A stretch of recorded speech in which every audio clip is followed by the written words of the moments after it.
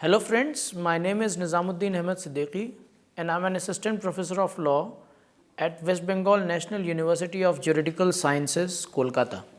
I will be taking this unit on human rights and duties, a constitutional law perspective, on behalf of the content writer Dr. K. Sita Manikayam, assistant professor Dr. B. R. Ambedkar Law College, Andhra University. This unit will aim to fulfill certain learning objectives which include the following. Number 1, understanding how the Constitution of India incorporates international human rights principles. Number 2, understanding how the provisions of the Constitution under parts 3 and 4 can be related with the provisions of the Universal Declaration of Human Rights. Number 3, learning about the role of Indian judiciary in protecting human rights. With the above learning objectives, friends, let us start this unit on human rights and duties. Our discussion mainly takes account of the constitutional law perspective. The Universal Declaration of Human Rights, established by the General Assembly through its resolution passed on 10th December 1948, constituted a significant event in the birth of human rights at international level, and therefore constitutes a document of enormous relevance for the human rights jurisprudence. It was also an encouragement for all the states to value certain identifiable and basic rights of the people within a state. The rights incorporated in Universal Declaration of Human Rights, which are further expanded by the other two covenants, International Covenant on Civil and Political Rights, also known as ICCPR 1966, and International Covenant on Economic, Social and Cultural Rights, also known as ICESCR 1966, are legally binding on all those states which are parties to the treaties. Together, these three international instruments, Universal Declaration of Human Rights, ICCPR and ICSCR, constitute the International Bill of Rights. It is interesting to note that the framing of the Constitution was being done at the time when Universal Declaration of Human Rights came into existence. The Constitution framers therefore could not afford to be oblivious of the fact and gave due relevance to these emerging international standards. The principles contained in UDHR can be seen to be adopted in the form of fundamental rights and fundamental duties under the Indian Constitution. It is generally observed that the civil and political rights are protected under Part 3 of the Constitution, whereas the economic, social and cultural rights have been incorporated under Part 4 of the Constitution. The fact that Part 3, which is fundamental rights, is made enforceable, while Part 4, which is director principles of state policy, is not enforceable, might sound like a deviation from international standards. However, that is not the case. Even internationally, the civil and political rights are seen as possessing the characteristic of immediate enforceability, while the economic, social and cultural rights are deemed to acquire progressive realization through the hands of the state. This distinction between legal claims under ICCPR and realizable interests under ICESCR seemed to suggest an inherent hierarchy within human rights. However, this debate has now been settled in favor of universality and non-fragmentability of human rights. However, friends, we need to understand that international law does not become a part of Indian law unless incorporated by the parliamentary legislation. Therefore, the application of international human rights norms in national jurisdiction is dependent on incorporation of these norms in municipal system. Where such human rights have been incorporated into Indian law, the courts have no difficulty in enforcing them. For example, the Protection of Human Rights Act 1993 gives recognition to the rights of life, liberty, equality, and dignity of an individual embodied in the international covenants. India is a party to conventions on elimination of all forms of racial discrimination 1966, suppression and punishment of the crime of apartheid 1973, prevention and punishment of the crime of genocide 1948, elimination of all forms of discrimination against women 1979, and Child Rights Convention 1989, among others. Coming back to the Indian Constitution, friends, it would therefore not mean that non-enforceability of Part 4 of the Constitution stands as an indication of the malified intention upon the state. The makers of the Constitution included the fundamental rights in the Constitution because they were considered essential for the development of the personality of human being and to preserve the dignity both individually and collectively. The writers of the Constitution regarded democracy of no avail if civil liberties like freedom of speech and religion were not recognized and protected by the state. For them, it seemed democracy meant a government by opinion, and therefore the means of formulating public opinion was secured for the people of the country. It is because of this reason that the Constitution guaranteed to all the citizens of India the freedom of speech and expression alongside other equally relevant fundamental rights. The fundamental rights in Part 3 of the Constitution have been guaranteed under the 7 broad categories, which are: number 1, right to equality, Articles 14 to 18, right to freedom, Article 19 to 22, right to education, Article 21A, right against exploitation, Article 23 and 24, right to freedom of religion, Article 25 to 28, cultural and educational rights, Article 29 and 30, right to constitutional remedies, Article 32. It is interesting to note that the Constitution, 42nd Amendment Act 1976, inserted Article 51A as Part 4A, providing for fundamental duties of every citizen. This seems to be in consonance with Article 29(1) of UDHR, which says, everyone has duties to the community in which alone the free and full development of his personality is possible.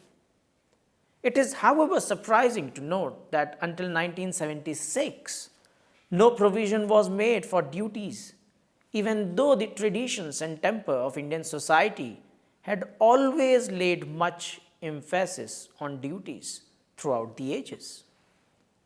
Article 51A of the Constitution reads, it shall be the duty of every citizen of India to abide by the Constitution and respect its ideals and institutions, the national flag and the national anthem, to cherish and follow the noble ideals which inspired our national struggle for freedom, to uphold and protect the sovereignty, unity and integrity of India, to defend the country and render national service when called upon to do so, to promote harmony and the spirit of common brotherhood amongst all the people of India transcending religious, linguistic, and regional or sectional diversities, to renounce practices derogatory to the dignity of women, to value and preserve the rich heritage of our composite culture, to protect and improve the natural environment, including forests, lakes, rivers, and wildlife, and to have compassion for living creatures, to develop the scientific temper, humanism, and the spirit of inquiry and reform, to safeguard public property and to abjure violence, to strive towards excellence in all spheres of individual and collective activity so that the nation constantly rises to higher levels of endeavor and achievement. The states ask a parent or a guardian to provide opportunities for the education of his child. A ward between the age of 6 and 14 years has to get this benefit. Though Article 51A enlists the above mentioned 11 duties, there is no provision in the Constitution for direct enforcement of any of these duties and no sanction to prevent their violation. Although the fundamental duties were inserted during the emergency and very noble in the literal sense, cannot neither be part of a constitution or a statute nor give any locus standi. They cannot be enforced by a court but only by constitutional methods. The fundamental duties can be promoted by constitutional means and can be enforced by constitutional methods. Constitutional enactment of fundamental duties, if it must have any meaning, need to be used by the court as a tool to keep a check on state action drifting away from constitutional values. The fundamental duties enjoined on citizens under Article 51A should also guide the legislative and executive actions of elected or non-elected institutions and organizations of the citizens, including the municipal bodies. As the Verma Committee on Fundamental Duties noted, essentially all that is concerned in the fundamental duties is just a codification of tasks integral to the Indian way of life. A close scrutiny of the clauses of Article 51A indicate that a number of these clauses basically refer to such values as have been a part of the Indian tradition, mythology, religion, and practices. Judiciary in every country has an obligation and constitutional role to protect basic human rights and fundamental freedoms. As per the mandate of the Constitution of India, this function is assigned to the superior judiciary, namely the Supreme Court of India and the High Courts. The Indian judiciary has, without doubt, adopted innovative approaches, developed new tools, and invented new remedies to deal with increasing challenges to the basic human rights from the government as well as from the centers of power. The judiciary in India on almost every occasion has endorsed basic human rights through its verdicts and resolved that the state should expand its welfare policies to benefit the people. Friends, let us now discuss the major contribution of judiciary in accepting human duties, and then we will subsequently discuss the role of judiciary in acknowledging the human rights. In Ames Students' Union versus Ames, a 3-judge bench of the Supreme Court made it clear that fundamental duties, though not enforceable by a writ of the court, provide valuable guidance and aid to interpretation and resolution of constitutional and legal issues. In L.K. Kulwal versus State of Rajasthan, the court held Article 51A as the duty of the citizens However, Article 51A gives a right to the citizens to move the court for the enforcement of the duty cast on the state instrumentalities, agencies, departments, local bodies, and statutory authorities created under the law of the state. The court on similar occasion also stated that the collective duties of the citizens imply the duty of the state. Let us now move ahead and understand the judicial approach in accepting human rights. The Indian judiciary, with its widest interpretation in the observance of human rights, has contributed to the progress of the nation and to the goal of creating India as a vibrant state. For instance, in Srimati Neelabati Behera and Lalita Behera versus State of Orissa and others, the Supreme Court asserted the jurisdiction of the judiciary as protector of civil liberties under the obligation to repair damage caused by officers of the state to fundamental rights of the citizens. It held that the state is responsible to pay compensation to the near and dear ones of a person who has been deprived of life by their wrongful action. The court did this by reading into Article 21, the duty of care, which could not be denied to anyone. For the purpose, the court referred to Article 9, Clause 5 of the International Covenant on Civil and Political Rights, 1966, which lays down that anyone who has been the victim of unlawful arrest or detention shall have an enforceable right to compensation. Similarly, in Visakha and others versus State of Rajasthan and others, the Supreme Court said that gender equality includes protection from sexual harassment and right to work with dignity, which is a universally recognized basic human right. The common minimum requirement of this right has achieved global acceptance.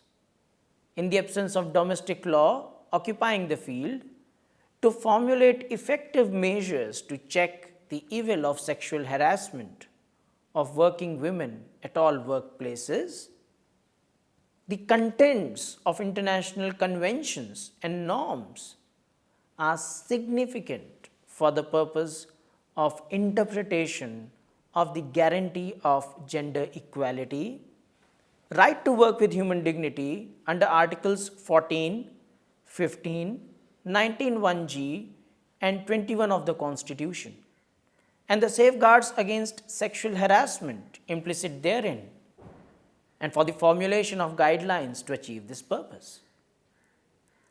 In the absence of enacted law to provide for the effective enforcement of the basic human right of gender equality and guarantee against sexual harassment and abuse, more particularly, guidelines and norms are hereby laid down for strict observance at all workplaces or the institutions until a legislation is enacted for the purpose.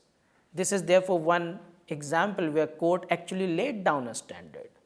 This is done in exercise of the power available under Article 32 for the enforcement of the fundamental rights, and it is further emphasized that this would be treated as the law declared by the Supreme Court under Article 141 of the Constitution. Further, in Apparel Export Promotion Council versus A.K. Chopra, a two-judge bench of the Supreme Court yet again dealt with a case of sexual harassment of a lady secretary by her male superior. The court relied on the Convention on Elimination of All Forms of Discrimination Against Women, 1979, and other international instruments on human rights. This approach was once more evidenced in Chairman, Railway Board versus Chandrima Das, In this case, a woman tourist of Bangladesh was raped in the railway guest house by the employees of the railway board. The petition on her behalf was filed by an advocate of Calcutta High Court. The Supreme Court apprehended that our Constitution in Part 3 guarantees all the basic and fundamental human rights set out in the Universal Declaration of Human Rights, 1948, to its people and other personnel, which includes aliens, and that it will be appropriate for the court to refer to international human rights norms while interpreting the national constitution. In Guruvayur, there was some managing committee versus C.K. Rajan. The court held that it will not hesitate to invoke international conventions on human rights to protect group rights of people. It is not only the first generation and the second generation human rights which have been accepted and applied by the Indian court, but the third generation or solidarity rights have also been recognized in India. In N.D. Jayal versus Union of India, a 3-judge bench of the Supreme Court accepted the right to development as an integral part of human right. The Constitution of India also does not expressly provide for the right to privacy, but the Indian Judiciary has traced this right in Article 21 of the Constitution. In District Registrar and Collector Hyderabad versus Canara Bank, the Supreme Court invoked Article 12 of the UDHR and Article 17 of the Civil and Political Rights Convention 1966 in upholding the right to privacy. The Indian Supreme Court has followed 2 lines of reading in support of applying international human rights norms in its domestic jurisdiction.